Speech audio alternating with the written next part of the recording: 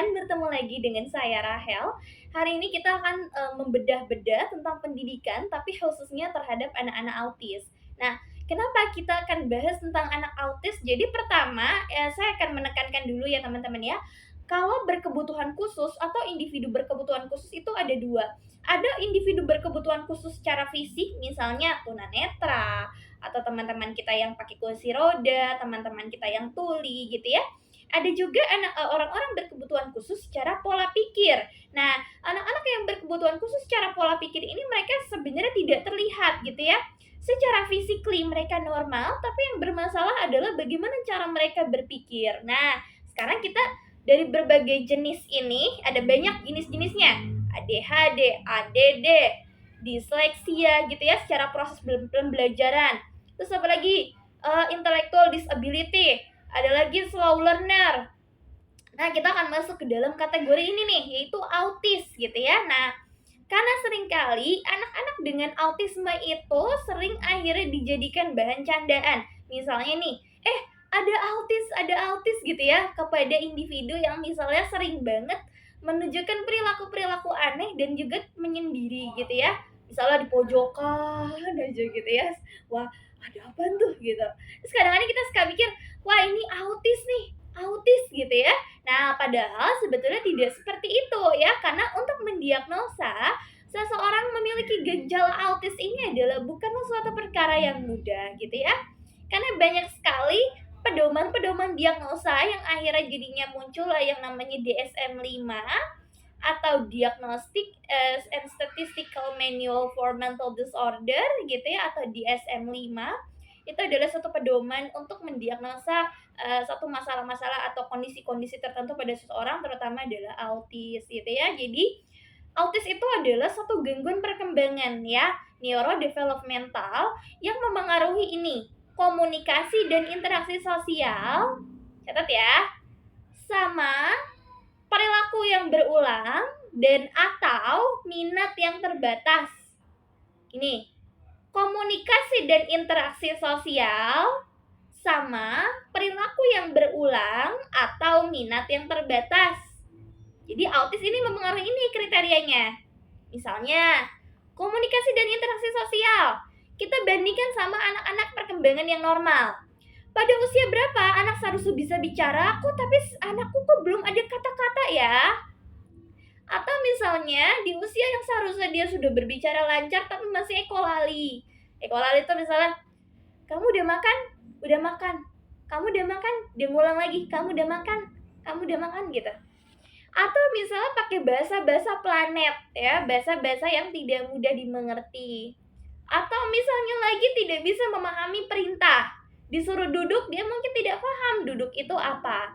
Disuruh berdiri, dia mungkin tidak paham berdiri itu apa. Disuruh ambil sepatumu, dia mungkin tidak paham konsep dari mengambil sepatu itu apa. Nah, kita bahas nih. Atau mungkin lagi eye contact, kontak matanya yang tidak ada atau kurang. Ya, tidak ada atau kurang. Kemudian gangguan dari segi ini, ketika dia dipanggil namanya dia tidak menengok, dia tidak menoleh. Padahal ketika misalnya dia ditontonkan acara-acara iklan atau apa tuh dia seneng banget gitu ya. Nah, di sini nih yang kita perlu waspadai. Terus kemudian adanya repetitive behavior. Repetitive behavior itu misalnya apa? Gerakan-gerakan atau perilaku-perilaku yang stereotipik. Gerakan-gerakan atau perilaku yang stereotipik. Misalnya tepuk-tepuk tangan, hand clapping, atau rocking, ya, atau jumping, apalagi spinning, putar-putar. Ya, itu adalah jenis dari repetitive behavior. Nah, ada nggak nih mereka yang punya gejala ini? Atau anak autis ini punya kekakuan atau rigiditas yang kompleks terhadap suatu hal. Misalnya, kalau dia udah terbiasa, dia sekolah nih lewat rute A, terus pas ayahnya geser, ayahnya belok ke rute B, dia marah. Wah, dia marah tuh gitu ya. Atau misalnya ada juga anak autis yang kaku, mandi sore itu harus jam 5. Terus kalau kita geser ke jam 6 aja, jam maghrib gitu ya. Atau jangan deh, misalnya dia punya kebiasaan mandi jam 4 sore, terus kita geser jadi jam 5. Wah, dia marah banget tuh.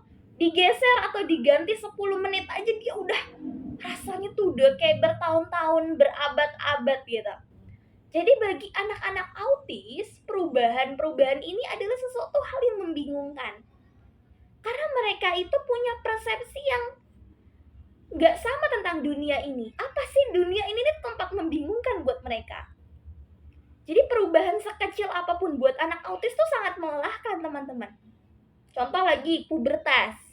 Nah, saya pernah ada ya kejadian di mana sekolah umum nggak mau lagi terima anak autis. Karena apa? Emosinya nggak bisa dikendaliin nih. Mungkin waktu dulu waktu masih kecil dia mah anteng-anteng aja gitu ya, nurut gitu ya. Suruh duduk mau, suruh berdiri mau, suruh rapiin tas mau, rapiin buku mau gitu ya. Pas sudah pubertas ini emosinya nih jadi kayak orang nyala semua gitu. Akhirnya di sekolah umum ini trauma buat nerima anak autis. Karena apa? Takut membahayakan. Kenapa kok anak autis sering muncul tantrumnya itu pada saat pubertas itu malah nambah parah.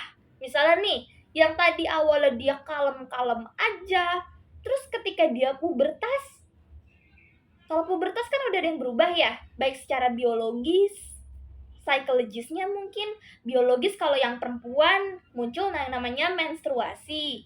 Kalau yang laki-laki misalnya dia mimpi basah, udah berubah nih. Nah, bagi anak autis, perubahan-perubahan seperti ini adalah satu hal yang membingungkan.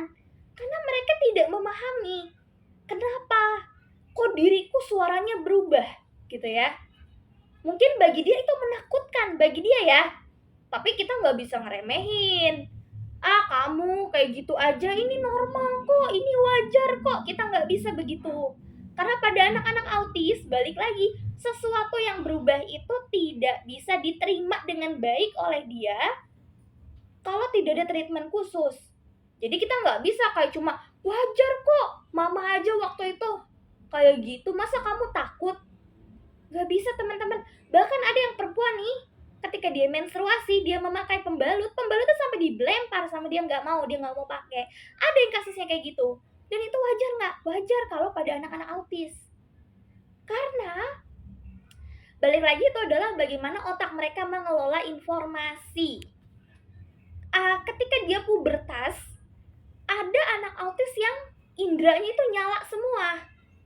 Jadi yang tadinya dia sensitivitasnya nggak ada, tapi jadi nyala semua nih. Telinganya jadi nyala, matanya jadi nyala semua.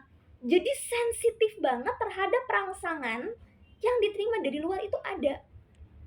Bahkan lagu Indonesia Raya aja dia nggak mau denger, itu ada kasusnya. Cowok anak autis laki-laki sekarang udah dewasa gitu ya. Lagu Indonesia Raya dia takut loh, saya nggak tahu itu kenapa. Ada bagian instrumennya kayak yang menakutkan gitu ya. Itu ada yang kayak gitu. Karena hormon yang akhirnya membuat indranya mereka ini nyala semua. Telinganya, matanya termasuk kulitnya. Itu ya ketika kita melihat autis. Kemudian yang kriteria selanjutnya adalah anak-anak autis ini biasanya punya obsesi atau punya kelekatan yang abnormal terhadap suatu hal. Kelekatan yang abnormal tuh misalnya bagaimana? Misalnya begini nih, teman-teman kan pasti punya hobi ya. Ada yang hobinya menjahit, ada yang hobinya menulis, ya kan? Ada yang hobinya apalagi misalnya memasak, tapi kita masih bisa belajar hal lain. Misalnya nih, kita suka banget masak, tapi kita juga bisa belajar melukis, atau misalnya kita bisa keberfungsian kita nih nggak keganggu gitu. Tapi kalau pada anak autis, ketika mereka sudah menyukai suatu hal, mereka akan fokus di situ. Mereka akan fokus di situ bahkan berjam-jam, gak bosen-bosen. Cuma ngeliatin itu. Tergantung apa yang mereka suka. Ada yang anak autis sukanya sama kipas angin berputar. Wah, dia bisa tuh berjam-jam dia liatin itu kipas angin. Gak bosen? Bosen gak? Enggak. Atau dia ada yang terobsesi sama jepitan rambut. Dia bisa bawa-bawa itu kemana-mana. Ini yang ciri khas dari perilaku autistik, ya. Dia punya ketertarikan yang abnormal. Artinya ketika dia suka sama suatu hal, itu aja yang dia pelajarin. Dia suka belajar sepeda, terus ada temennya lain gini ngajakin, kita main petak umpet yuk. dia akan frustasi. Apa sih main petak umpet tuh kayak gimana sih gitu. Ya, jadi itu dia. Tapi bagaimana untuk mendiagnosa? Tentu kita harus mengetahui itu dari dokter atau psikiater anak atau spesialis tumbuh kembang anak. Nanti di situ akan ketahuan anak ini autis kah? Autisnya level mana? Level 1, level 2, atau level 3 kalau sekarang.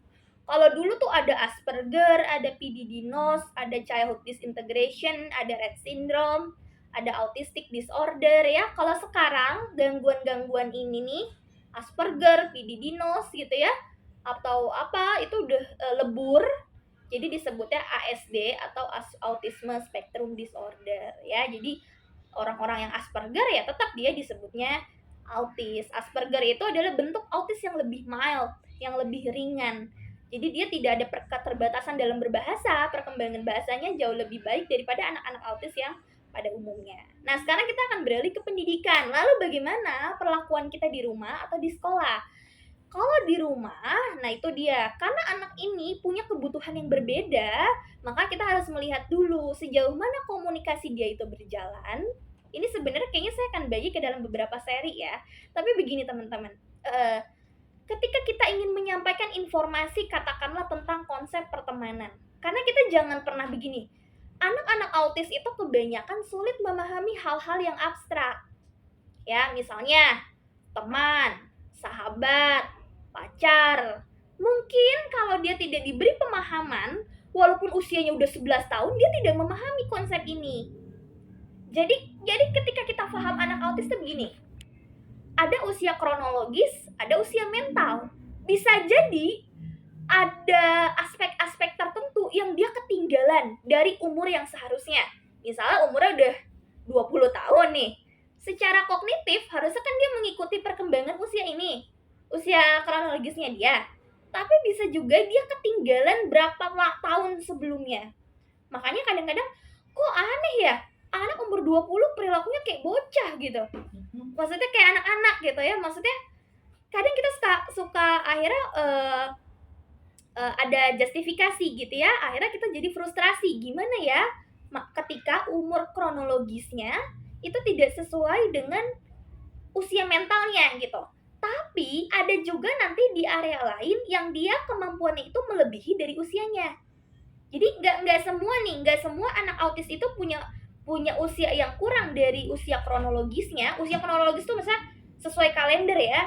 Ada juga area-area lain kayak, oh kok nih anak ini kok kemampuannya melebihi ya. Maksudnya melebihi dari tumbuh kembang anak-anak yang seharusnya. Tapi di satu aspek tertentu dia ketinggalan atau dia di belakang, sedikit lebih mundur. Nah, itu ketika kita memahami anak-anak autis itu seperti itu ya. Makanya karena permasalahan mereka itu ada di komunikasi dan sosial, ini ya. Permasalahan mereka adalah bagaimana mereka memahami norma ataupun aturan-aturan yang berlaku dalam suatu masyarakat ataupun lingkungan. Makanya ada anak-anak yang udah remaja tapi dia masih diajarkan bagaimana caranya menerima tamu, bagaimana caranya menyambut tamu yang lagi ketika tamu datang di rumah, yang seharusnya logika kita udah bisa dong ya, tapi mereka harus diprogram dulu bagaimana caranya menerima tamu gitu. Nah itu ya, ketika kita memahami anak-anak autis. Lalu nah di dalam dunia sekolah ya, sebetulnya memang sekolah umum itu memang diharuskan untuk menerima anak-anak berkebutuhan khusus selagi mereka mampu dalam akademik ya, selagi mereka bisa mengikuti pembelajaran yang ada. Tapi bagaimana pada anak-anak autis, mengingat mungkin banyak guru-guru yang kayak gini, enggak, emosinya suka sulit dikendalikan, nanti takutnya membahayakan, apalagi kalau anaknya udah remaja ya, laki-laki pula gitu kan, satu guru aja satu anak dengan banyak satu anak berkebutuhan khusus dengan ada 40 siswa gitu. Nah, kita perlu begini teman-teman, terutama sebagai guru BK ya, karena kita BK, maka kita harus tahu bagaimana memberikan program ataupun layanan yang sesuai dengan mereka. Jadi bisa nggak kalau misalnya sekolah umum itu menerima? Bisa, tapi perlu ada yang namanya modifikasi. Modifikasi itu bisa modifikasi dari kelas, modifikasi dari kurikulum, ya kurikulum yang ada, kita modifikasi sesuai dengan kebutuhan mereka. atau modifikasi dari lingkungan. Nah, modifikasi dari kelas. Biasanya banyak anak-anak autis yang tidak suka yang namanya ramai. Ketika lingkungan itu sudah terlalu berisik atau mendistrak pendengaran mereka gitu ya. Tapi ini tergantung anaknya. Makanya kita harus melakukan yang namanya need assessment atau assessment kebutuhan ya. Apa yang mereka butuhkan dari kelas itu ya. Apakah mereka punya sensoric issues atau punya sensitivitas yang tinggi atau tidak gitu terhadap suara-suara tertentu ya. Kemudian adalah kita harus tahu bagaimana cara menyampaikan informasi kepada mereka. Kalau anak autis yang verbalnya bagus, kemampuan komunikasinya bagus, maka bisa nih dua arah begini. Misalnya kita mau menyampaikan tentang sex education gitu ya kepada anak-anak autis. Ketika anak autis ini verbalnya bagus, mungkin kita tidak memerlukan banyak effort untuk menyampaikan kepada mereka. Tinggal bagaimana informasi itu bisa sampai dengan lebih efektif. Entah itu gambar atau kita bisa pakai role play deh, permainan peran misalnya. Tapi kalau pada anak-anak autis yang kemampuan verbalnya, nah jadi autis itu ada yang verbal, ada yang non-verbal. Kalau yang non-verbal artinya dia tidak bisa bicara, dia mute ya, maka mungkin kita perlu yang namanya alat-alat tambahan. Gambar atau apa, pokoknya supaya gimana dia bisa berkomunikasi dengan kita dengan baik gitu ya. Pakai gambar, in media-media di mana dia bisa juga menyampaikan apa yang dia pikirkan, apa yang dia rasakan dan sebagainya. Jadi tergantung autisnya ini yang mana? Autisme verbal kah atau autisme yang non verbal? Itu seperti itu dulu ketika kita ingin memberikan suatu layanan di dalam bimbingan konseling atau di dalam sekolah. Kemudian gimana kalau anak autis itu tantrum? Ya, seringkali ketika tadi mungkin waktu anaknya masih kecil ya masih bisa nurut lah ya, suruh diam ya diam, disuruh tenang ya tenang gitu ya. Tapi bagaimana ketika pada anak-anak autis yang sudah lebih besar atau model tantrumnya ini kadang-kadang tiba-tiba ya dan agresif gitu. Dia menyerang teman-teman yang ada di sekitarnya. Maka yang perlu kita lakukan adalah jauhkan dulu nih dia dari lingkungan sekitarnya, dari kelasnya. Kita bawa ke dia namanya ruang tenang. Entah itu di ruangan mana, pokoknya jauhkan dulu dia dari paparan-paparan yang membuat dia lebih frustrasi lagi gitu ya. Nah, pada anak-anak autis kita perlu mengetahui tantrumnya itu karena apa. Jadi sebelum dia tantrum kita udah punya list nih. Kira-kira kejadian apa atau situasi apa yang akhirnya memunculkan tantrum? Apakah dia frustrasi gitu ya? Apakah dia kelelahan? Apakah ada keinginan yang tidak terpenuhi gitu ya? Apakah misalnya ada dia merasa keberisikan atau dia merasa lingkungannya terlalu ramai? Nah, kita harus mulai paham. Makanya tadi namanya need assessment atau assessment kebutuhan gitu ya. Kita harus udah kenal nih. Kira-kira ini anak tantrum itu karena apa? Pemicunya itu karena apa? Apakah dia capek? Apakah dia di rumah kurang tidur? Apakah dia di rumah kurang istirahat? Apakah ada makanan yang dia makan yang sebetulnya tidak boleh dia makan? Atau misalnya dia punya alergi terhadap makanan-makanan yang mengandung kasein, gluten dan sebagainya. Ya jadi kita perlu membedah dari situ. Ketika anak tantrum gitu ya, maka yang harus kita lakukan adalah kita biarkan dulu dia mengeluarkan emosinya, baru setelah itu kita gali. Adek kenapa? Kamu kenapa? Gitu ya, kamu ramai, kamu berisik ya? Atau kamu kesel ya? Kalau misalnya alasannya karena dia pengen buru-buru selesai belajar, padahal misalnya jam pelajarannya belum selesai, tapi dia pengen buru-buru main, mungkin dia udah lihat apa gitu ya. Tetap kita harus disiplinkan. Jadi jangan sampai udah deh karena dia tantrum nanti mengganggu teman-teman yang lain, akhirnya pembelajaran diudahin. Itu jangan. Jadi tetap kita oke, kamu boleh main tapi selesaikan dulu ini.